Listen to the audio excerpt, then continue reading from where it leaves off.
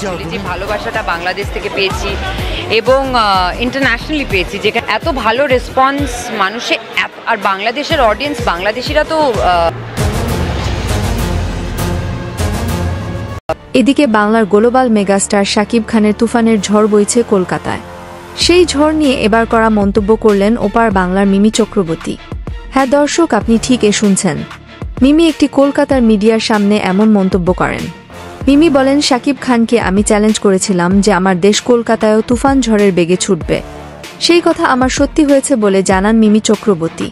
মিমি আরও বলেন, আমি যেমন দেখেছি শাকিব খানের তুফান বাংলাদেশের সিনেমা হলগুলো কেমন ব্যবসা করেছে, ঠিক তেমনি তুফানের বেগে ঝড় তুলেছে কলকাতার প্রতিটা সিনেমা হলে। আমি ধন্যবাদ জানাই আমার কলকাতাবাসীকে এমন একটি মার্শাল সিনেমার পাশে থাকার জন্য। মিমি আরও বলেন, শাকিব খান আগে থেকেই স্টার, তার মতো ফ্যান বেজ আমার দেশে থেকে শুরু করে বাংলাদেশেও নেই আমার জানা মতো। তিনি একাই 100, তিনি আমাদের দুই বাংলার গর্ব। মিমি চক্রবর্তী শেষে বলেন, আমাদের তুফান সিনেমার ডিরেক্টর রায়হান রাফি যে চমক দেখিয়েছে তা প্রশংসনীয়।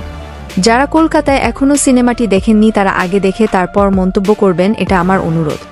এই বলে মিমি তার কথা শেষ করেন। তো প্রাণপ্রিয় ভিউয়ার্স, মেগাস্টার শাকিব খানের তুফান কি পারবে ওপার বাংলায় তার রাজত্ব করতে, তা অবশ্যই আমাদের কমেন্ট করে জানিয়ে দিতে ভুলবেন না।